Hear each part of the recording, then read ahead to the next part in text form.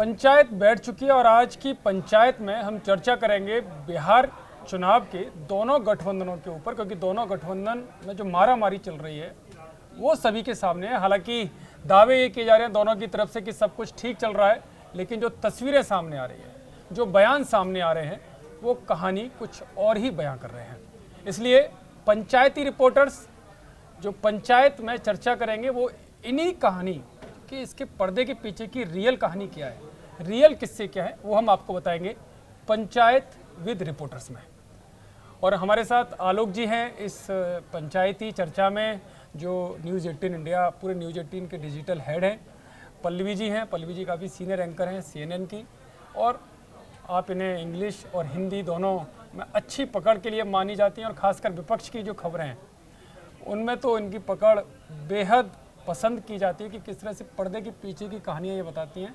और पायल भी हमारे साथ हैं इस पैनल में, जो सरकार के अंदर क्या चल रहा है, खासकर पार्टी के अंदर, और पूरे सरकार का कोई भी मिनिस्टर क्या कहता है, वो किस तरह से उसके मिनिस्ट्री की कहानी क्या है, चुनाव में क्या चल रहा है, वो सब कुछ अच्छे से बताती है पायल। तो ये चर्चा हम लेकिन बिहार के चुनाव पर, और क्योंकि सब कुछ इसमें शामिल है, उसमें विपक्ष भी है, पक्ष भी है, तो अंदर क्या चल रहा है? देखिए, अंदर क्या चल रहा है, हर दिन कोई ना कोई निकल करके बोलता है कि ये सब कुछ ठीक नहीं चल रहा है। पहले उपेंद्र कुशवाहा की बात की जा रही थी, फिर विपक्ष में से भी कुछ लोगों ने बोला, PIP के मुकेश सहनी ने बोला कुछ ठीक नहीं चल रहा है। पता नहीं ठीक कहाँ चल रहा है, लेकिन दावे तो ठीक ही किए जा रहे हैं आलोक जी। हाँ, ऊपर से तो ठीक कहा जा रहा है, लेकिन मुझे लगता है कि अंदर खाने उतना ठीक नहीं है। दोनों तरफ से कुछ ना कुछ जिच है, और जैसे अभी जब हम लोग बात कर रहे हैं तो उसको सेट करने की कोशिश की जा रही है। आपने पहले चिराग पासवान को 29 सीटें दे दी, फिर बाद में JDU के पता चलता है कि कुछ सीटें ऐसी हैं जहां वो उनके खाते में गई थी, फिर BJP की कुछ सीटें उन्होंने अनाउंस की जो चिराग के खाते में गई थी। अब वो उसको फिर रीसेट करने की कोशिश हो रही है कि अब कुछ कहीं और से उनको 29 का वो दिया जाए। फिर कुछ लोग कह रहे हैं कि शायद 22 पर ही उनको अंत में ना मानना पड़े, लेकिन उस पर वो मानेंगे नहीं। तो ये सब चीज़ें चल रही हैं। अब उसमें तो मौसम वैज्ञानिक के बेटे हैं चिराग, उनको पता है कि कैसे हमें खेल खेलना है। उनके पिताजी इसके पुराने माहिर खिलाड़ी रहे हैं। तो ये तो जब 2000 का इलेक्शन हुआ था, 2005 का इलेक्शन हुआ था, जब उनकी 29 सीटें आई थी जितनी भी इस बार लड़ रहे हैं, तब भी एक कोशिश हुई थी कि हम किंग मेकर बने। किंग मेकर वो नहीं बन पाए। तो अभी जो इस बिहार की राजनीति के जो मेन सूत्रधार हैं JDU की तरफ से संजय झा, यही वैसे व्यक्ति थे जिनको ये जिम्मा दिया गया कि 29 में से तोड़ो, नीतीश बाबू की सरकार बनाओ। अरुण जेटली के कहने पे बेचारे उनके विधायकों को लेकर ये और सरयू राय चले गए थे झारखंड, जंगल के गेस्ट हाउस में रखा, सब किया। फिर भी लालू की जो मास्टरी है उसके आगे तब नहीं टिक पाए, और अंत में वो सरकार नहीं ही चल पाई। ऐसा तो नहीं कि अभिमन्यु बन जाएं चिराग, क्योंकि उन्होंने सुन तो लिया था अभिमन्यु ने कि चक्रव्यूह में कैसे घुसना है, बाहर निकलना, वो क्योंकि नींद आ गई उनको और वो बता नहीं पाई पूरा किस्सा, तो अभिमन्यु रह गए, चक्रव्यूह में फंस गए। कि चिराग वही तो नहीं साबित होंगे? मुझे लगता है कि चिराग पासवान काफ़ी मजे हुए हैं। आप देखिए, और वो जो कर रहे हैं ना, जब आप किसी को माथे पे चढ़ा लेते हो तो फिर वो उसी तरह बिहेव भी करता है। अच्छा, उनको ये मालूम है कि हमारी जो पॉलिटिक्स है वो कितने % की है, तो वो कतई इस उसमें नहीं है कि हम कोई CM कैंडिडेट बन सकते हैं या बाय डिफ़ॉल्ट कुछ ऐसा हो जाएगा जिसमें हमारी सीटें इतनी होंगी कि ये बाहर से RJD से, ये सब कुछ होने वाला है नहीं। हाँ, लेकिन उनको ये ज़रूर पता है कि हम कैसे अपने पिता की विरासत को आगे बढ़ाते हुए बिहार की पॉलिटिक्स में रेलेवेंट रहें। ये इन्होंने कैसे साबित कर दिया, आप देख लीजिए कि 2000 पिछले लोकसभा चुनाव के बाद तो पूरे के पूरे इनके 19 के बाद तो सारे MP चाचा के साथ चले गए थे। उस मझधार से इस व्यक्ति ने इतना तो है कि इसने पार्टी को फिर से खड़ा किया, नया गुट बनाया, 5 में स्ट्राइक रेट इतना तगड़ा रहा लोकसभा चुनाव में, जिसकी बुनियाद पे इन्होंने इतनी अच्छी बारगेन कर ली और 29 सीटें इनको मिली। देखिए, चिराग होशियार तो है और काफ़ी होशियार है, क्योंकि बार्गेन करने में सही है। मुझे जहाँ तक पता है कि उन्होंने अपनी जो पार्लियामेंट्री बोर्ड की मीटिंग में उसमें कहा कि मैं कोई बार्गेन नहीं कर रहा हूँ, मैं प्रधानमंत्री का हनुमान हूँ। ये भी उन्होंने दोबारा कहा कि प्रभु राम है मेरे प्रधानमंत्री, मैं प्रधानमंत्री का हनुमान हूँ। पर मेरे पिता के समय जब हम लड़े थे इलेक्शन, तो हम शायद 29 सीट जीते थे, तो उतने तो हम डिजर्व करते ही हैं। हालांकि उसकी पार्टी में भी इतना हौसला नहीं था कि हम इतना बार्गेन कर पाएंगे। लेकिन ये ना तो अब जेडीयू पचा पा रहा है, ना माजी पचा पा रहे हैं, ना कुशवा पचा पा रहे हैं। जेडीयू ने तो मिलके हाँ तो कर दी अमित भाई से मिलके, फिर उसके बाद बिहार जाके फिर लगा होगा कि कुछ गड़बड़ हो गई कैलकुलेशन। और गड़बड़ तो ऐसी हो गई कि चिराग और उपेंद्र कुशवाहा भी आपस में भिड़ते हुए नजर आ रहे हैं यहाँ, क्योंकि कुशवाहा चाहते थे अपने बेटे को सीट दिलाना महुआ सीट से। हम पंचायत की बात कर रहे हैं, कांग्रेस की भी पंचायत एक बार नहीं दो बार बैठी और दोनों बार राहुल गांधी थे और दोनों पंचायतों में बहुत फर्क था। पहले दिन राहुल गांधी आते हैं तो सब लोग बोलते हैं कि नहीं हमें जनरस होना चाहिए, अरे क्या फर्क पड़ता है, बीजेपी को हराना हमारा सबसे बड़ा मकसद है, 40 सीट पे लड़ाएंगे, 45 सीट पे लड़ाएंगे, ये सब बोल के राहुल गांधी चले गए। उसके बाद जो गाली गलौज हुई, सबसे ज्यादा गाली पड़ी जो बिहार के अब प्रभारी हैं कृष्णा अलावरू, वो है नहीं बिहार के, राहुल गांधी के एकदम कोर टीम बहुत ही ज़्यादा करीबी है, बहुत ही ज़्यादा करीबी है। तो जिस दिन उनको अनाउंस किया था कि वो प्रभारी बनाए जाएंगे, उसमें बहुत सारे लोग बोले कि इनको तो बिहारी भोजपुरी बोलना दूर, इनको तो हिंदी भी ठीक से बोलने नहीं आती। लेकिन एक किस्सा बताइए, ऐसा क्यों बिहार में गलती करती है कांग्रेस, शक्ति सिंह गोहिल को बना देती है किसी को जिसको बिहार के बारे में। राहुल गांधी चाहते हैं कि मेरे जो लोग हैं ना, मेरा जो एस्पिरेशनल वाला स्टेट है मैं उसमें रहूं। आपको याद होगा जब राहुल गांधी पहली बार राजनीति में सक्रिय हुए थे, उन्होंने कहा था कि मैं एकदम पॉलिटिक्स का डायनामिक्स बदल दूंगा। कैसे बदलूंगा कि एंटाइटलमेंट नहीं होना चाहिए, मैं भले एक गांधी परिवार से हूँ, मैं चाहता हूँ कि लोग चुनाव लड़के ऊपर आए, चाहे संगठन की बात करें। आपको याद होगा सबसे पहले ये जो इलेक्शंस के तौर से हम डिस्ट्रिक्ट लेवल से यूथ कांग्रेस में लोगों का एंट्री करेंगे, वो बिहार से शुरू हुई थी, वो एकदम फेल हो गया। दूसरा शक्ति ऐप शुरुआत हुई थी कि आप ऐप पे क्लिक करो, आप ज्वाइन करो, आप सवाल पूछोगे राहुल गांधी जी कि मैं ये करना चाहता हूँ। ऐप कोलैप्स हो गया, करप्शन के बहुत सारे चार्जेस हो गए जो इसके जिम्मेदार थे। मुझे याद है कोई सिद्धार्थ गौतम थे और उनका प्रशांत किशोर से झगड़ा हुआ, वो पीके के टीम में थे, ये सब बहुत बवाल हुआ। उसके बाद फिर लगा कि संभल रहे हैं, फिर कृष्णा अलावरू आ गए। अभी हाल फिलहाल में मुझे याद है 1-2 दिन पहले एक और मीटिंग खत्म हुई थी, उसके बाद बहुत गाली गलौज, मतलब पब्लिक रूप से बाहर 10 जनपद के बाहर आते ही उनका नाम लेके उनको गाली दिया। नहीं, गाली कौन, समर्थक या पार्टी के नेता दे रहे थे? नहीं, पार्टी के जो काडर है जो वेट कर रहे थे कि हमें टिकट मिलेगा, जिनको उम्मीद है कि शायद हमारे लिए लालटेन जल जाएगी, कुछ तो होगा, उनको लगा कि अब कृष्णा अलावरू के रहते हुआ नहीं। फिर उन्होंने आरोप लगाना शुरू कर दिया, कितना सच है नहीं है सच है इतना मुझे नहीं पता, लेकिन उन्होंने ये कहा है कि खरीद फरोख्त हो रहा है टिकट का, ये सब बहुत सारा, ये पब्लिकली जा रहा है बाहर। देखिए मतलब पब्लिकली जा रहा है कांग्रेस में कि खरीद फरोख्त हो रहा है और पैसों से। हाँ, सेकंड पंचायत सीसी मीटिंग में देखिए इस तरह के इल्जाम नहीं, वो हर चुनाव में होता मैं मानती हूँ, लेकिन पब्लिकली बहुत ज्यादा जब हो जाता है ना वो ठीक नहीं लगता। दूसरी बात है जब सेकंड पंचायत की मीटिंग हुई या कहीं सीसी की बैठक होती है, तब राहुल गांधी घुसते ही बोलते okay so tell me what is the mood, सब चुप। अच्छा, वो भी मीटिंग में भी इसी तरह से बोलते हैं? नहीं, एंटर किया तो क्या मूड है, तो सबने कहा चुप है, किसी को हिम्मत नहीं हुई। फिर 1-2 लोगों ने बोलना शुरू किया कि सर इतना भी नहीं झुक सकते, मेरा नेशनल पार्टी, हमने भारत जोड़ो यात्रा किया सर, आपने वोटर अधिकार यात्रा किया, इसका कुछ तो वैल्यू होना चाहिए। अब जाके कांग्रेस पार्टी को लगने लगा अच्छा ये तो बात सही है। तो फिर राहुल गांधी ने कहा कि तुम लोग पूरे 260 सीट्स के लिए लड़ने के लिए तैयार हो जाओ। अब उनके पास कैंडिडेट कहाँ है? देखिए ये किसी ने बोला नहीं कैंडिडेट्स है नहीं, और राहुल गांधी कह रहे तैयार। कैंडिडेट की जहाँ तक बात है, चिराग के पास भी 29 कैंडिडेट नहीं है, ये बात भी सच है कि 9 से 10 कैंडिडेट बीजेपी के कैंडिडेट चिराग पासवान लड़ाएंगे। 100 सीट पे लड़ूंगा नहीं, पर चिराग पासवान भी एक अपना अलग खेल खेलते हैं ना, उनके पास अलग चीज है। ये भी पायल एक अच्छी खबर दे रही है अंदर की कि 20 कैंडिडेट हैं केवल चिराग के पास, 9 कैंडिडेट बीजेपी के लड़ेंगे उनके सिंबल पर। चिराग की पार्टी 2-3 का तो मान के चल रहे थे, लेकिन चिराग की पार्टी एक और चीज के लिए फेमस है, सर बताएंगे? नहीं, उनकी पार्टी में बड़े पासवान जी के समय से कहा जाता है कि वो कुछ सीटें कुछ दूसरे कामों के लिए भी रखते हैं ताकि पार्टी का भी कामकाज चले, बहुत बजट की जरूरत होती है, आर्थिक सहयोग के लिए। हाँ, तो वो है। लेकिन वो पल्लवी जी से एक इंटरेस्टिंग चीज तो मैं जरूर समझना चाहूंगा कि आखिर सोनिया गांधी और लालू यादव के बीच जो सियासी रिश्ते हैं वो इतने मजबूत कैसे हुए कि कांग्रेस ने ये तय कर लिया कि बिहार से हम अपना वजूद खत्म कर लेंगे। जैसे सन 2000 का चुनाव मैं आपको बताता हूँ, तब तो मैं यहाँ आ चुका था दिल्ली यूनिवर्सिटी में, लेकिन मुझे याद है जब कांग्रेस की इतनी सीटें आई थी 27 के आसपास कि बिना उसके सपोर्ट के लालू सरकार नहीं बना पाते, और वहाँ वीना शाही जैसे बड़े नेताओं ने चिट्ठी लिखी सबने एकजुट होकर कि हम लालू को हमें समर्थन नहीं देना चाहिए, नहीं तो कांग्रेस बिहार से सदा के लिए समाप्त हो जाएगी। पूरे स्टेट यूनिट ने, वो चिट्ठी यहाँ आती है और हाई कमान की तरफ से आदेश जाता है। सेकुलरिज्म उस समय सबसे बड़ा वर्ड था कि धर्मनिरपेक्षता के मद्देनज़र इसको सेकुलर अपना क्रीडेंशियल के लिए और पूरे देश की भावना को ध्यान में रखते हुए आप लालू प्रसाद यादव को समर्थन दें। ऐसा क्या है, क्यों ऐसा रहा 90 के पूरे दशक? ये कहानी सिर्फ बिहार की नहीं है, दो चीज है कांग्रेस पार्टी में। ये कहानी आप हर राज्य में देखो ना। आप दिल्ली में क्या जरूरत थी केजरीवाल को आउटसाइड सपोर्ट देने की पहली बार, जबकि ये वार्निंग दिया गया था कि आप आउटसाइड सपोर्ट दोगे केजरीवाल सरकार को, ये आप ही को खा जाएगी।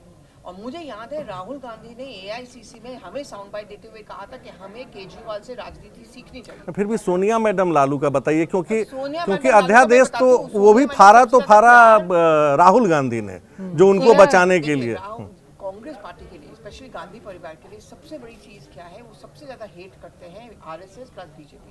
जिस दिन लालू प्रसाद यादव ने ये अडवाणी का यात्रा रोका, उस दिन से इतनी खुश। दूसरी बात, सोनिया गांधी को ना अच्छा लगता है ये सब चीज़ें, और कि उनका हमेशा से लालू प्रसाद यादव एक ऐसे अलाय थे जिन्होंने कभी सवाल नहीं पूछा कांग्रेस पार्टी से, चाहे वो कोर कमेटी की मीटिंग हो, चाहे वो जनपद के अंदर UPA की मीटिंग हो।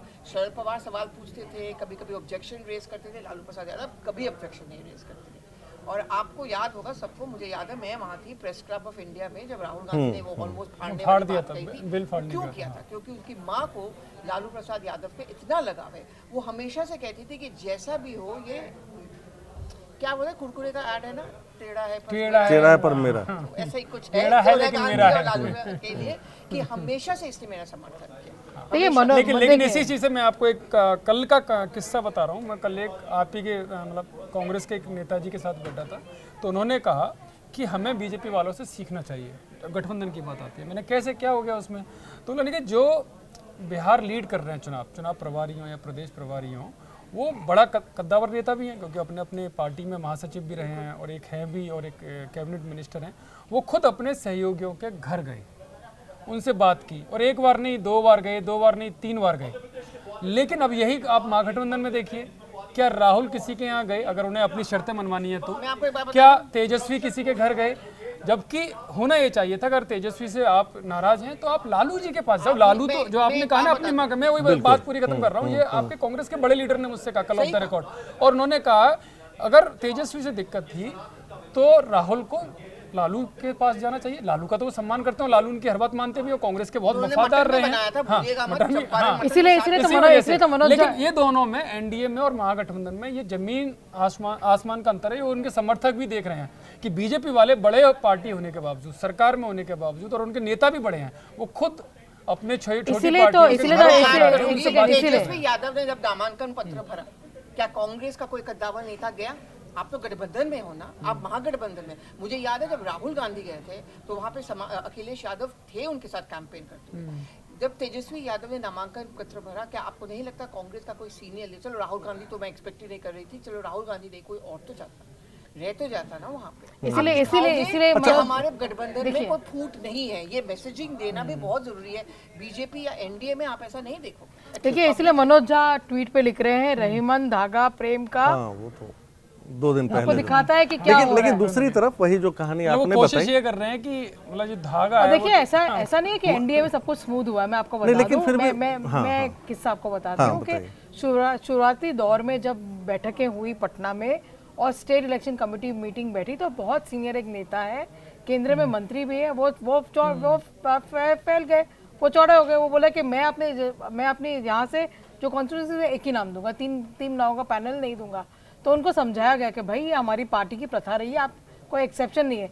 तो 2 नेता आपस में जो केंद्र से गए थे वो आपस में बात करे थे। वो एक नेता ने कहा कि आप उनको अपनी स्टाइल से समझाएंगे या मैं उनको अपनी स्टाइल से समझाऊं। तो ऐसा नहीं है कि BJP या NDA में कोई खुल के ही बात कर बता देता हूँ। गिरिराज सिंह, उन्होंने खूंटा गाड़ दिया कि तेघरा से नीरज को टिकट नहीं मिलना, रजनीश को टिकट नहीं मिलना चाहिए, जो MLC हैं। अब वो समझिए कि रजनीश सुशील मोदी के बेहद करीबी रहे, धर्मेंद्र प्रधान का चूंकि बिहार से पुराना रिश्ता है, जिला अध्यक्ष तक उनको जानते हैं, वो रजनीश को अच्छे से जानते हैं। ये टिकट कटवाने के लिए गिरिराज सिंह ने हर कुछ कर लिया। कल तक उन्होंने ये बयान दे दिया कि एनडीए का कार्यकर्ता इस बार खुश नहीं है, फील गुड पे मत जाइए, जो इससे ज्यादा अब क्या हो सकता है। अटल जी के समय में ये और feel देखिए good एक वाला और बात है ना, जो इसको याद संतोष रखिएगा। रंजन है जो बहुत करीबी है धर्मेंद्र प्रधान जी के भी और गिरिराज सिंह के भी बहुत अच्छे साथी रहे, उन्होंने ट्वीट किया है कि नहीं भाड़ में गया गठबंधन, भाड़ में गया सर्वे भाड़ में, तो लोग नाराज होते ही हैं। जेडीयू के भी एमएलए, लेकिन वो सहयोगी पार्टियों को सीट दे दी, शायद इस वजह से इस संतोष वजह रंजन से का गुस्सा सामने वो आया। पिछले 2 टाइम से ट्राई कर भी रहे थे। बट भाजपा कैसे अपने छोटे सहयोगियों का ख्याल रखती है, ये आप अब जैसे सोचिए कि जब 90 में लालू आए और आडवाणी अरेस्ट हुए, फिर 95 में इलेक्शन हुआ बिहार में विधानसभा का, उस समय टीएन शेषन गए हुए थे, लगभग दिसंबर में नोटिफिकेशन हुआ और 28 मार्च के आसपास आखिरी चरण हुआ था चुनाव का, और टीएन शेषन लग रहा था जैसे इतने सख्त होंगे कि उसके कारण लालू हार जाएंगे, जो संभव नहीं था। और वो कहते थे भी पगलवा सेशन नहीं पता, हम इसको खूंटा में गाड़ देंगे, फलाना करेंगे। तब समता पार्टी बनाई थी 94 में नीतीश कुमार ने, भोला प्रसाद सिंह, सतीश कुमार, उन लोगों ने चुनावी लड़ाई लड़ी, भाजपा का उसमें सपोर्ट था इनको, 7 सीटें सिर्फ मिली। और नीतीश कुमार उस समय पटना में अपने एक दोस्त इंजीनियर के घर पे रहते थे, घर में बंद हो गए। ज्ञानू उनका दोस्त था जो बाद में विधायक भी बना, उन्होंने कहा कि मैं अब राजनीति छोड़ दूंगा। ये हसर मेरे साथ जनता ने किया और उन्होंने टीवी पे आने से मना कर दिया। भोला प्रसाद सिंह को बोला कि आप जाओ, आप टीवी वालों से बात करो। उसमें दिक्कत क्या हुई थी उनसे, उन्होंने सीपीआई एमएल माले से कर लिया था गठजोड़। वो माले जिसके खिलाफ इनका जो लव कुश समीकरण है, वो पूरे मध्य बिहार में लड़ता रहा, हथियार उठाता रहा, कुर्मी, चूंकि उधर वो अच्छे खासे जमींदार हैं, उसका खामियाजा बहुत ज़्यादा उनको उठाना पड़ा। लेकिन बीजेपी ने कहा कि नहीं, आप आगे चलिए। और देखिए, जब वहाँ से नीतीश कुमार ने लोकसभा का चुनाव लड़ा 96, 98, 99, बीजेपी ने कहा आप आइए यहाँ मंत्री बनिए। इनफैक्ट 2000 में जब वो 7 दिनों के लिए मुख्यमंत्री बने, तो उस समय वो थोड़े न विधायक थे, यहाँ से भेजे गए, राज्यपाल को बोला गया वो दिलाओ, और उधर लालू यादव के पास नंबर था, नहीं चल पाई सरकार, फिर वो वापस आके मंत्री बनते हैं केंद्र में। तो नीतीश कुमार, इसीलिए आप गोधरा के बाद देखिए, रामविलास पासवान जैसे यू टर्न लेने वाले ने समर्थन वापस ले लिया, लेकिन नीतीश कुमार ने उस समय भी समर्थन वापस नहीं लिया। तो वो इस तरीके से ग्रूम किया है बीजेपी ने नीतीश को। और 2005 के पहले चुनाव में जब सरकार नहीं बनी, जिस समय बहुत सारे धूमल, सूरजभान जैसे लठैत जीत कर आए थे, इन्होंने सत्ता में नहीं कहते थे चिमटे से भी, जैसे अटल जी हाथ नहीं लगाऊंगा, बोला दोबारा लड़ूंगा। और तब नीतीश को बतौर सीएम फेस प्रोजेक्ट नहीं किया गया था। फिर जो अब नहीं रहे अरुण जेटली, उन्होंने अटल जी से कहा कि आप चलिए वहाँ सभा कीजिए और नीतीश कुमार को एनडीए का सीएम उम्मीदवार घोषित कीजिए। वो होता है और अक्टूबर के चुनाव में लालू तो हर बार अपने सहयोगी दलों में बड़ा दिल दिखाती है। लेकिन मैं एक घटना और बता रहा हूँ जो अभी घट रही है। एक कहलगांव सीट है जहाँ पर तेजस्वी और राहुल अड़े हुए हैं कांग्रेस और अपने आरजेडी के लिए। तेजस्वी क्या चाहते हैं कि जो संजय यादव झारखंड में मंत्री हैं, उनके बेटे को वो सीट दिलाना चाहते हैं। झारखंड में भी मंत्री बनाते हैं, उनके बेटे को आप बिहार में भी लाना चाहते हो कि बिहार की जनता देख नहीं रही।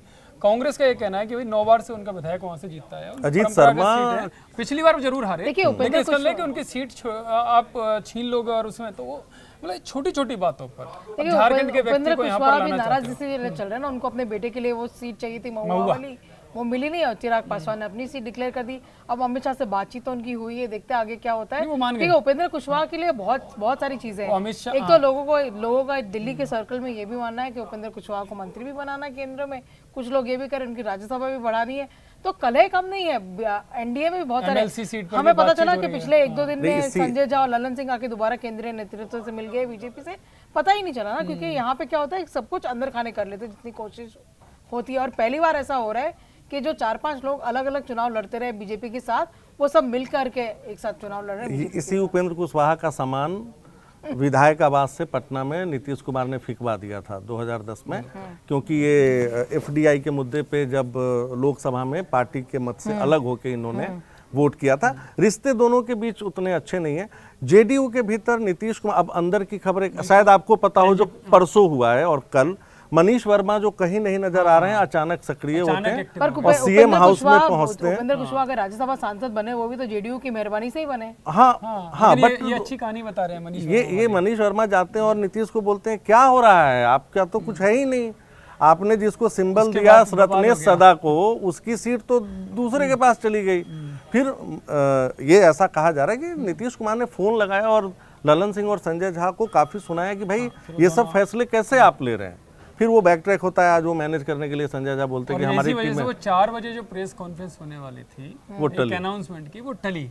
इसमें मनीष वर्मा का बड़ा रोल रहा नीतीश को भड़काने में और बताने में कि भाई वो जामनता है नीतीश को, उनकी भूमिका बताने में कि भाई आपकी 4 बजे के बाद कम से कम 8 बजे सीट तो डिक्लेयर हो गई। यहाँ तो वो भी नहीं हो रहा। तो वो हाल नहीं, अगले दिन हुई, अगले दिन हुई, 24 घंटे लगे पूरे। कॉन्फ्रेंस ही नहीं हुआ। तेजस्वी यादव, लालू प्रसाद यादव दिल्ली आए, उन्होंने कोर्ट केस था, बेचारे दोनों बैठे रहे दिन भर। अगले दिन मीटिंग होने वाली थी, हम लोगों को बार बार कहा गया please be alert, please be alert. हम वेट करते रह गए, हम जितना वेट किया उतना कांग्रेस के नेताओं ने भी वेट नहीं किया होगा।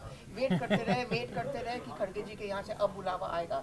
सब चीज का ऑर्डर भी हो गया था ये तो सब हम लोग आप अंदर उसमें ये भी था, ये भी था, ये आया था कि राहुल फिर भी नहीं मिलेंगे, राहुल जब मिलेंगे जब सीटों पर फाइनल हो जाएगा उनकी शर्त मान लेंगे, शर्त मान लेंगे। और नहीं बट ये सच्चाई थी ना, राहुल की तरफ से मैसेज था ना कि सीट शेयरिंग पे अगर तेजस्वी मान जाते हैं तब मिलेंगे। उनको चंडीगढ़ जाना था शाम को, अचानक चेंज हो गया कि वो सुबह गए। उसके पीछे कारण ये भी था कि फिर शाम को एक मीटिंग की प्लानिंग थी कि शाम को खड़गे जी के घर में एक मीटिंग बुलाई जाएगी जिसमें राहुल को भी रहना था। लेकिन जब ये ट्विस्ट आ गया ना कि जहाँ पे कांग्रेस ने कह दिया कि हमें 60 सीट्स चाहिए, फिर आरजेडी बोले हम क्यों देंगे 60 सीट्स। भाई आप अपनी औकात भी तो देखो, आप पूरे गठबंधन को कमजोर तो नहीं कर सकते, बार बार वो तो नहीं कर सकते। पर देखिए ये अंदर की खबर ये बताइए कि क्या सही है आज 7वां दिन है राहुल गांधी और तेजस्वी में बातचीत नहीं हुई है? नहीं हुई ना, इसलिए तो मैं कह रही क्या कांग्रेस अब तो नॉमिनेशन का लास्ट डे भी आ गया। कांग्रेस के क्या तेजस्वी के नॉमिनेशन के लिए कांग्रेस का छोड़ो राहुल गांधी, कोई और सीनियर नेता गया? हाँ, ये तो ये बड़ी बात है। ऐसी बात नहीं है कि वो नहीं जाते हैं। अगर आपको लेकिन इसमें तो जाना चाहिए, महागठबंधन का एक मैसेज देना था। अच्छा, बात ये भी तो चल रही है कि कहीं ना कहीं कैंपेन के दौरान राहुल गांधी तेजस्वी यादव को सीएम का चेहरा प्रोजेक्ट करेंगे, शायद नाम नहीं लेंगे लेकिन कहेंगे।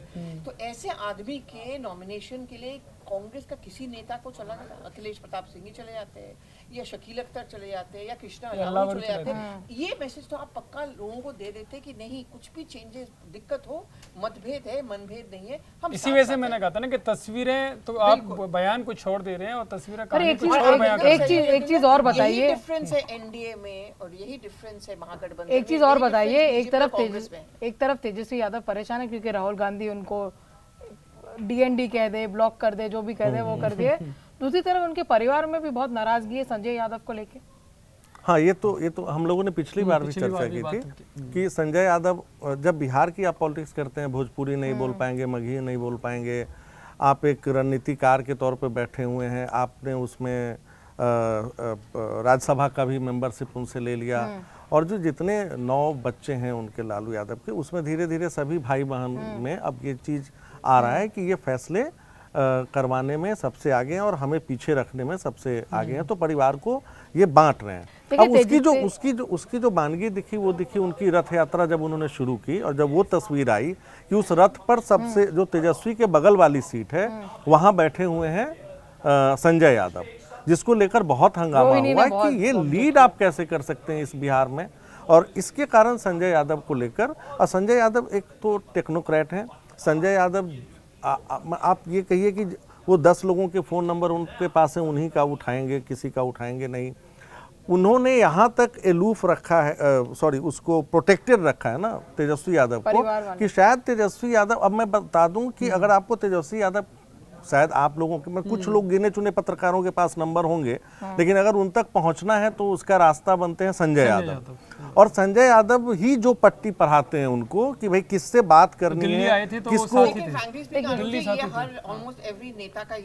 बहुत सारे नेताओं का ये हाल, पर ये बात राहुल गांधी का। लेकिन जब कोई व्यक्ति, दूसरी तरफ का तर्क ये भी है कि संजय यादव ने तेजस्वी यादव को इन अ सेंस बनाया, मीडिया मैनेजमेंट जो शेप हुआ, जो प्रोफाइल है, ये अल्टरनेटिव। देखिए बात नहीं, उसमें मैं एक थोड़ा सा जो फर्क है, जो लालू यादव की वहाँ छवि है गरीबों के मसीहा के तौर पे, और उनका जो लोकल लेवल पर कनेक्ट है, ये इसी ग्रूमिंग के कारण तेजस्वी यादव का नहीं हो पाया। और पिछले चुनाव में बल्कि वो ज्यादा कनेक्टेड दिख रहे थे। जो कहते हैं ना लोग कि एंटी इनकम्बेंसी के बावजूद ऐसा कैसे है कि पिछली बार जब इतना क्लोज फाइट था तो इस चलिए एक खबर और नहीं, हाँ, मैं बिल्कुल देखिए, एक व्यक्ति बात दोषी नहीं है, बात तो ये भी है ना कि सिर्फ तेजस्वी- चर्चा हो रही है इसलिए मैं हूँ, बात तो ये वो भी सिर्फ है कि- इकलौता कारण नहीं है। बात तो है। ये भी कि फिलहाल तेजस्वी जो है वो अपने पिताजी के साथ रह रहे हैं और संजय यादव उनके घर पे रह के उनको वॉर रूम बनाया गया तेजस्वी का, ये सुनने में भी आ रहा है। चलिए इसके अलावा एक फैक्टर और अब सामने आप आया है। देखिए ना कि लालू ने जिसको सिंबल दिया 4 घंटे के भीतर तेजस्वी ने बुला वापस के ले लिया, वापस ले वापस ले लिया। तो लालू अब लालू सिर्फ पर तेजस्वी भारी है। अब जो कांसीराम अंतिम चरण में पावरफुल है कि इसके बाप पर नामांकन भारी पत्र जब वो भर बेटा। रहे थे तो रबड़ी देवी वहाँ बगल में बैठ के रो रही थी, मतलब वो पूरा इमोशनल। मुझे तो वो दिन याद आ गया 2004 का, जब सोनिया गांधी रो रही थी जब राहुल गांधी ने अपना नामांकन पत्र। अब लेकिन ये ये emotional को ये थोड़ा सा ना वो करने ये की बहुत इंटरेस्टिंग चीज पहले भी बता रही हैं, क्योंकि लालू यादव के लिए भी नीतीश कुमार की तरह ये शायद आखिरी चुनाव होगा। मतलब सियासी तौर पे तो चुनाव लड़ ही नहीं सकते, लेकिन अगर उस तरीके जो आप पल्लवी जी ने कहा कि अगर वो इमोशनल सेंटिमेंट जाता है तो उनका वोटर तो वैसे भी एकजुट है। भाई वो पिछले 25 साल से क्या आरजेडी यही कोशिश कर रही है ना कि 32% में 5-6% ऐड कैसे होगा, वो 30% तो उनको मिल ही रहा है हमेशा विपक्ष में बैठ। मैं आपको एक लालू जी फैक्टर की बता एक रहा हूँ। सेकंड, एक सेकंड, यूथ लालू वोट जी लाने की कोशिश हाँ। की जो लालू जी की जो तस्वीर है वो तो है, पर लोग अंडर एस्टिमेट करते हैं Rabri Devi. I think she is one of the most stupidest politicians in Bihar, if I am not wrong. She is very brutal, ऐसे भी लोग कहते हैं। हाँ, दोनों पहलू हैं। राबड़ी देवी को लेके ये भी कहा जाता है कि बिहार और बिहारियों के बारे में जो छवि एक खराब हुई उसके पीछे राबड़ी देवी को जिस तरीके से सीएम बनाया गया, मैं उसके बाद की बात नहीं करता हूँ। अब तो काफी मज चुकी हैं और जैसे विधानसभा में टेक ऑन तब करती मजी हैं। हुई नहीं थी, तब तो उनको देखिए महिलाएं भी बहुत इंपॉर्टेंट एक फैक्टर इंदिरा है। गांधी कोई गूंगी गुड़िया, सोनिया गांधी जब शुरू में आई थी उसके बारे में भी ये कहा जाता था ये बिल्कुल, इटालियन है, विदेशी इसको क्या इटालियन, पता है। और मैं जब कवर करती थी कांग्रेस पार्टी को और ज्यादा 2004 से, हमने सोनिया गांधी को भी बदलते देखा। कुछ भी लोग बोले, हाँ, हाँ। वन ऑफ द शूडेस्ट पॉलिटिशियंस है। इनफैक्ट कांग्रेस पार्टी का फॉल तब से शुरू हुआ जब सोनिया गांधी ने अपना ग्रिप Weekend. हटा लिया। वो जानती है कितना बोलना है, वो पावर ऑफ रिमेनिंग साइलेंट भी जानती है। वो समझ गई थी कि अगर यूपीए को कोई बचा सकता है और कोई बीजेपी को टेक ऑन कर सकता है, वो है लालू प्रसाद यादव। और आपने जो शुरू में मुझे सवाल पूछा था उसका जवाब यही है, बिकॉज वो जानती थी ना शरद पवार ना रामविलास पासवान और कोई नहीं टक्कर दे सकता बीजेपी को। लालू जिस तरह से लोगों से कनेक्ट करता है, उनकी भाषा देखिए, बिल्कुल। जिस तरह से लोकसभा के अंदर बोलते थे, अभी भी पुराने रील्स पॉप अप होते हैं, वो सब वो पावर वो समझती थी। पहले मैं आपको एक दूसरे फैक्टर पे ले जाता हूँ, ये तो हम कर ही रहे हैं, लेकिन एक और फैक्टर, क्योंकि वो हमेशा चुनावों में आता ही नहीं, इनकम टैक्स। अभी सीमांचल में इनकम टैक्स ने सर्वे किया है, वहाँ के जो 6-7 जिले हैं, किशनगंज हो या खगड़िया हो, ये जो भी हैं जो नेपाल बॉर्डर से लगे हुए हैं, वहाँ पर बड़े पैमाने पर उनको अपने सर्वे में ये मिला है कि जो ज़मीनों की खरीद फरोख्त हुई है वो कैश में हुई है, उसका कोई भी एक नंबर में पैसा है नहीं। और उसके लिए मुख्य सचिव को लेटर भी जारी कर दिया है कि इनके खिलाफ पूरी डिटेल चाहिए, क्योंकि उसमें जो अंदेशा जताया जा रहा है क्योंकि ये फैक्टर मैं क्यों कर रहा हूँ, इनकम टैक्स तो है ही है, लेकिन इसमें एक बड़ा पहलू है जो चुनावों में दिखाई देगा ध्रुवीकरण का, कि जितनी भी जमीन खरीदी गई है वो अवैध घुसपैठियों को, यानी कि मुस्लिम जो लोग हैं जो दूसरे उससे आए जिनका कोई वोटर ही नहीं है, उनको वो देने के लिए, उनको बसाने के लिए की गई है। कोई जब ये मामला उठेगा तो कितना प्रभाव दोनों गठबंधनों पर इसका पड़ेगा चुनाव में?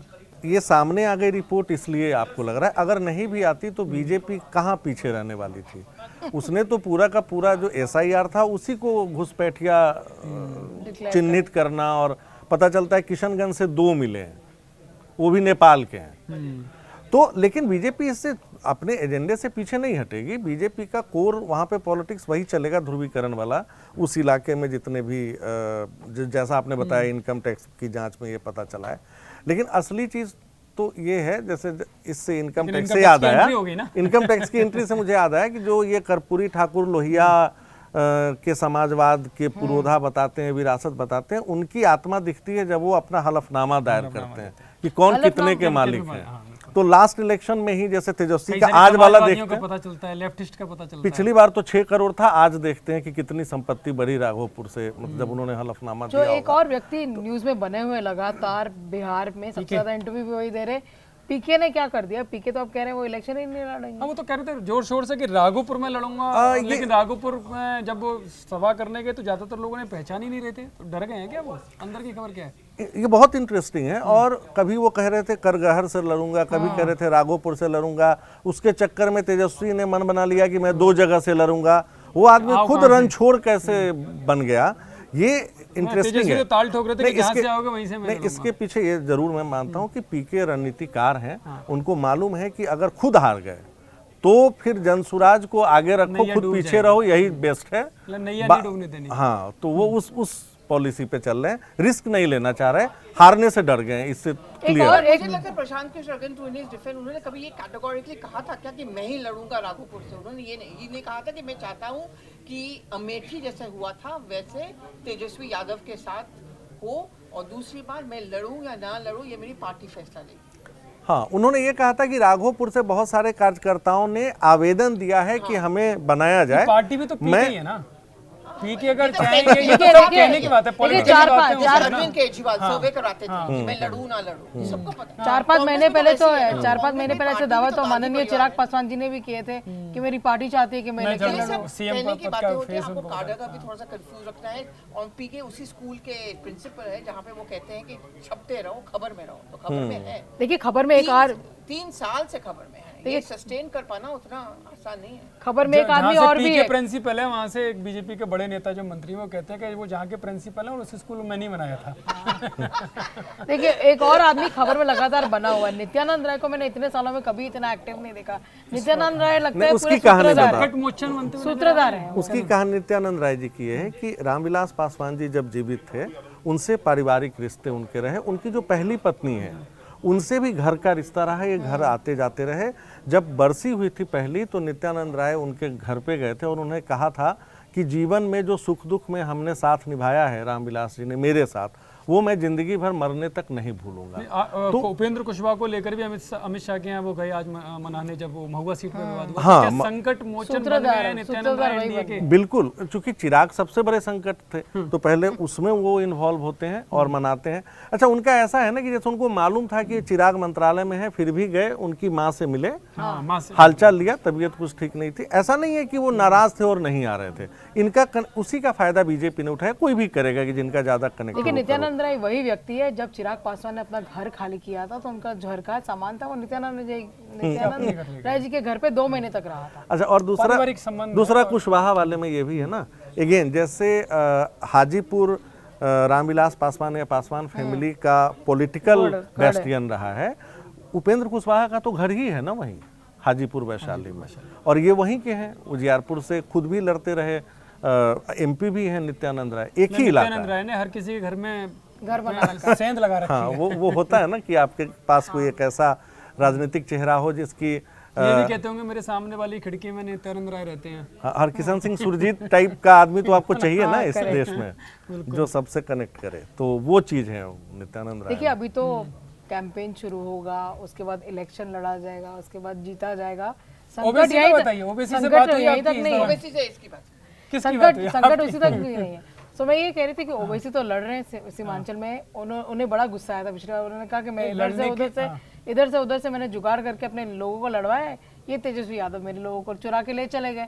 पर फिर भी वो लड़ रहे हैं, उनको लग रहा है कि अभी भी जो माइनॉरिटी डोमिनेटेड एरियाज है उनको लगता है कि वो उनको आएगा। पर जैसे ओवैसी जी का हम नहीं बता सकते कि क्या होगा या नहीं होगा, पर अगर जिस तरह से हमने देखा कि जो माइनॉरिटी कम्युनिटी उन्होंने एन मास वोट किया बहुत जगह पे, कर्नाटक से शुरू करके, अगर वो हुआ तो ओवैसी जी- बंगाल लेकिन वो लेकिन अगर अगर वो होगा तो क्या ओवैसी लोगों जगह के गेम उनके खत्म। मन में ये नहीं होगा कि एक बार फिर से तेजस्वी चुरा ले गए तो कि क्यों वोट दें इनको? अरे तो ऐसा होगा तो फिर इलेक्शन ही नहीं लड़ेंगे ना, किसकी क्या गारंटी है? तुम कल को मेरी स्टोरी चुरा लो तो मैं क्या करूंगी? ये तो हाँ तो ओवैसी फैक्टर काम करेगा। देखिए जब और ये तेजस्वी के मन में डर नहीं होगा, कांग्रेस के मन में डर नहीं होगा कि अलग लड़ रहे हैं तो जो मुस्लिम वोटर है, पिछली बार देखा ही होगा। हालांकि ओवैसी ने इनको अपील करती कि हम साथ में आके लड़ते हैं, हमें अपने अलायंस तो इसी वजह से अंदर की खबर क्या है ये तो ये बताएंगे ना। जेडीयू भी तो काट सकती है ना मुस्लिम वोट, वो वोट बैंक वो तो उनका चलो भी- उनका भी सामने मुस्लिम अपोजिशन वोट है, लेकिन ओवैसी को तो अपने पाले में ले ओवैसी सकते के थे ना। साथ वही दुविधा है कांग्रेस पार्टी के अंदर। आप ऐसा ही सवाल पूछोगे तो इस पे भी चर्चा हुई थी कि हम क्या करें, हमारे लिए बीजेपी को हराना ज्यादा इम्पोर्टेंट है या अपना अस्तित्व को बचा के रखना। अब इनके साथ यही तो हुआ ना, सेकंड मीटिंग जो हुई थी उसमें यही हुआ कि लोगों ने राहुल गांधी को कन्विंस कर दिया कि देखो ये सब बीजेपी ठीक है, बट हमारे ना लॉन्ग टर्म प्लानिंग करना है, और लॉन्ग टर्म प्लानिंग के लिए हमें 60+ सीट चाहिए। अब इसी लॉन्ग टर्म प्लानिंग के चक्कर में आपने बंगाल में देखा क्या उनका हाल हो गया, उनका दिल्ली में क्या हाल हो गया। दिल्ली में अभी भी बहुत सारा लोगों में ये नाराजगी है कांग्रेस आने की, क्या जरूरत थी हमें लड़ने मतलब की? 55 साल 54-55 साल हो गए, युवा नेता बने रहेंगे, बुजुर्ग अनुभव जैसे नहीं मध्य आ रहा है। प्रदेश में 2 सीट नहीं दी उन्होंने अखिलेश यादव को, अनुभव नहीं आ रहा है। अब बिना मतलब का, बिना नहीं, इस मतलब पर कुछ कहते नहीं, अनुभव पर कब अनुभव आएगा? अब तो अब देखो, कब तक युवा बने रहेंगे? जब आप फिर देखिए आप पॉलिटिक्स में कहेंगे व्यक्तिगत कि टिप्पणी भाषा नहीं का की प्रयोग जाती ना है। किया जाए इस podcast पे। पॉलिटिक्स में व्यक्तिगत मैं टिप्पणी नहीं कभी-कभी करनी चाहिए। ऐसे ऐसी बातें सुनती हूँ ना मैं क्या बताऊँ, मुझे तो आलोक जी, क्योंकि चर्चा भी अब काफी होगी तो अंतिम दौर में एक भागलपुर सीट पे मैं पढ़ रहा था, मुझे पता नहीं है ज्यादा, तो वहाँ पीके ने एक कैंडिडेट दिया है ब्राह्मण, झा साहब को दिया है, और वो मुस्लिम बहुली मानी जाती है और ब्राह्मण भी अच्छी खासी संख्या में है। और उसके बारे में बताया जाता है कि उसने जो भागलपुर दंगा हुआ था उसमें जो मुस्लिम केस लड़ा था, फ्री में केस लड़े, कितना फैक्टर डालेगा वो? क्योंकि भागलपुर सीट अगर देखें उस हिसाब से तो पीके ने ऐसे ही किया ही है। उन्होंने जो पहली सूची जारी की थी उसमें 71 मुस्लिम और यादव कैंडिडेट, वो कास्ट पे खुल के बता रहे हैं कि हमने तो, मेरी नीति है जितनी जात आपकी आबादी उतनी में हिस्सेदारी। प्रतिनिधि। लेकिन जो सिलेक्शन है वो इसी तरीके से है कि दबी जुबान में वो भी ये मानकर चल रहे हैं कि इससे हो सकता है एनडीए को ज़्यादा फायदा हो जाए। लेकिन भाई कई बार उनको खुद ही नहीं पता होगा कि फलानी सीट पे क्या होगा। जैसे भागलपुर सीट की आपने बात की, तो वहाँ पे कांग्रेस, अजीत शर्मा कद्दावर नेता रहे हैं, वो वहाँ से कई बार जीत भी चुके हैं। अब चूंकि जो वो दंगा हुआ था उसके बाद लालू यादव उस पर बैठे रहे, कुछ नहीं किया। जब नीतीश कुमार आए तो उन्होंने आयोग बनाया और उसकी जांच वाँच हुई, उस पर जो भी करना था उन्होंने किया।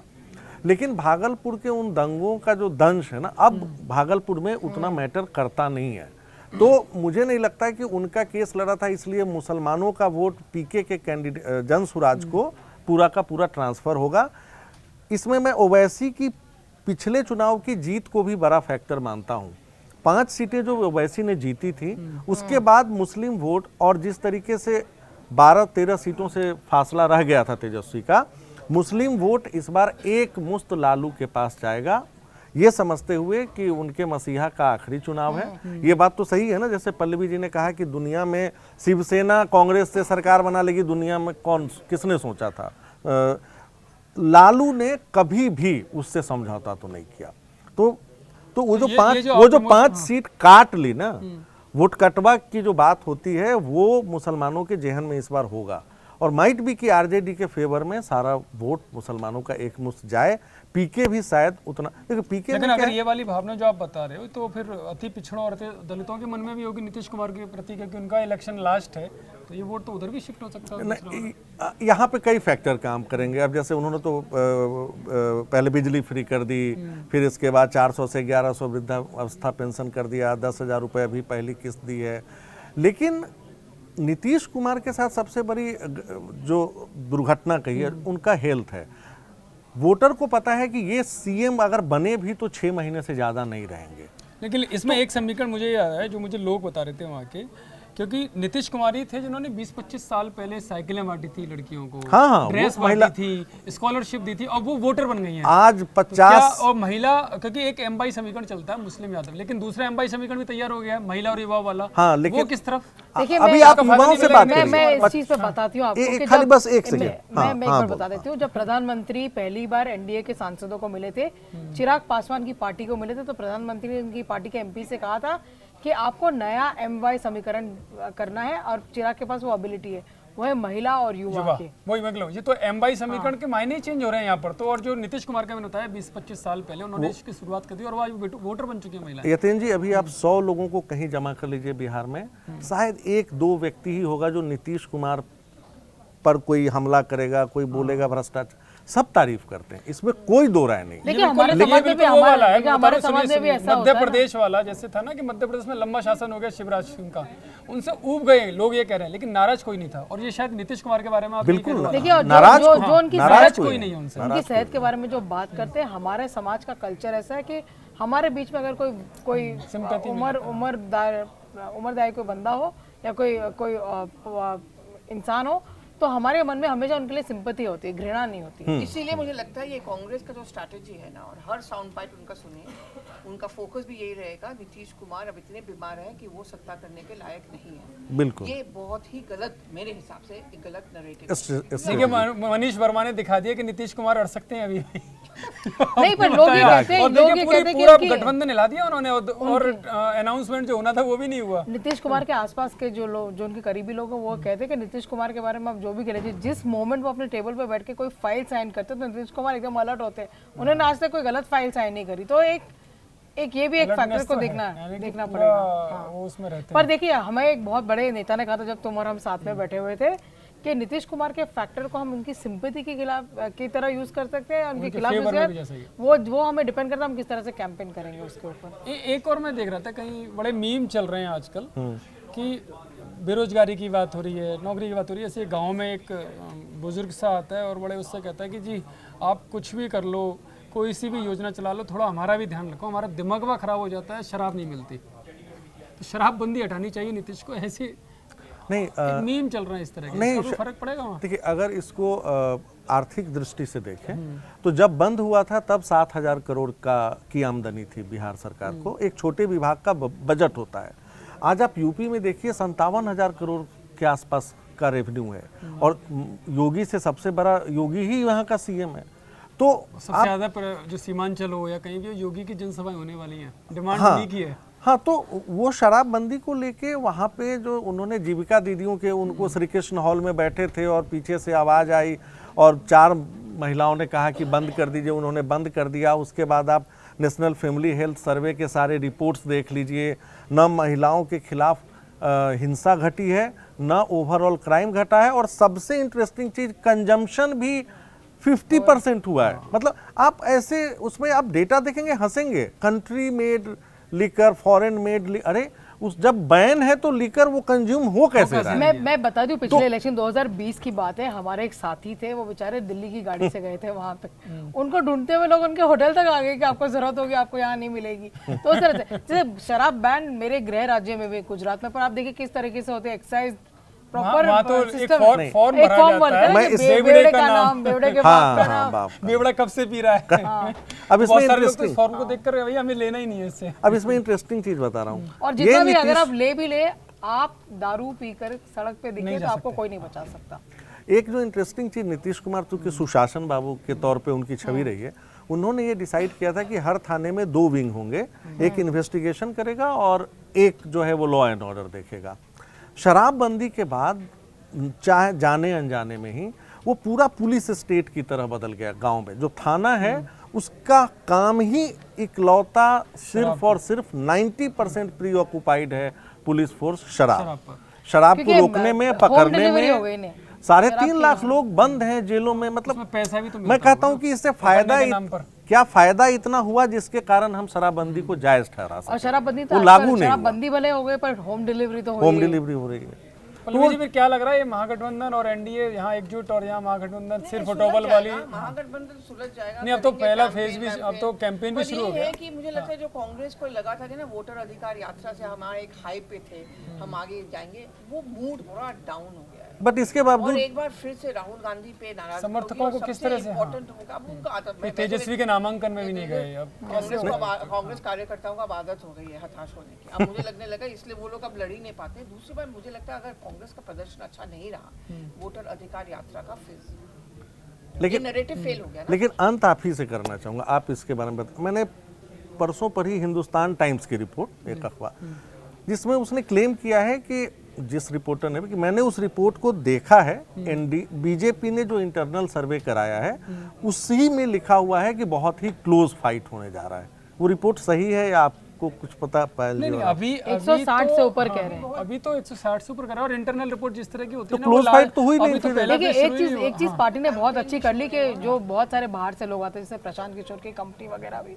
वो अपने हिसाब से सर्व आजकल भाजपा ने ये किया कि होता क्या, कई सारे पत्रकार अपने आप को महान सोर्सेज वाला बताने के लिए सारी चीजें करते हैं, बाद में वो गलत हो जाती हैं। अब करते हैं जैसे किसी प्रदेश का कोई मुख्यमंत्री तय होना है बीजेपी शासित का या कहीं का भी, तो नाम चला देते हैं सारी कास्ट वाइज और क्षेत्र वाइज के। उस प्रदेश का क्षेत्र में 2-4 क्षेत्र होते हैं हर प्रदेश के, और कास्ट वाइज को कौन प्रमुख नेता है, सारे नाम चल जाते हैं। अब जो इनकी नरेंद्र मोदी और अमित शाह की जो जोड़ी है वो नई टीम तैयार कर रहे हैं और उसमें आरएसएस की भी सहमति है कि अब नई पीढ़ी लानी है, दूसरी तीसरी पीढ़ी लानी है, उनको दो, 5 साल के बाद वही बड़े और नेता देखिए हो उनका जाएंगे। स्टाइल क्या है कि अगर लेकिन हम उस नामों पर जाते नहीं है, जब नाम गलत निकल जाते तो कहते हैं हमने इसका नाम टीवी में चलवा दिया, इस वजह से कट गया। क्या वो नेतृत्व इतना कमजोर है कि आपके टीवी में नाम चलाने की वजह से अपने निर्णय देखिए इनका स्टाइल क्या है ना कि अगर आपको कन्विंस नहीं कर पाए तो आपको कंफ्यूज कर देंगे। हाल ही की बात बता रही हूँ, एक ब्रीफिंग में फिर यतेंद्र और मैं बैठे हुए थे और हमने एक शीर्ष नेता से पूछा कि सर अब तो लगता है कि पार्टी का अध्यक्ष होगा, वो तो नॉर्थ से होगा क्योंकि आपने साउथ से उपराष्ट्रपति बना दिया। तो उन्होंने कहा आपको कैसे पता?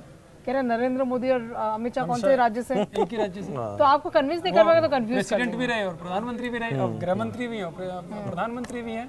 चलिए ये चर्चा पंचायती चर्चा आपने सुनी, हम पंचायती रिपोर्टर्स के साथ अंदर के किस्से क्या चल रहा है, जनता क्या सोच रही है, नेताओं में किस तरह से मनमुटाव या सिर फूटने की भी नौबत आ गई। फिलहाल अब कैंपेन शुरू हो गया है, प्रधानमंत्री हो, तेजस्वी यादव हो, राहुल गांधी हो, गृह मंत्री हो, अब सब डेरा बिहार में डालने वाले हैं, यानी कि दर्जनों दर्जनों जनसभाएं होंगी। अब बिहार की पंचायत तय करेगी, यानी कि वहाँ की जनता तय करेगी कि उनका पंच कौन होगा। पर देखिए आपको सिर्फ ये पंचायत सुननी नहीं है, आपको जाकर के अपना वोट भी करना है। बिल्कुल।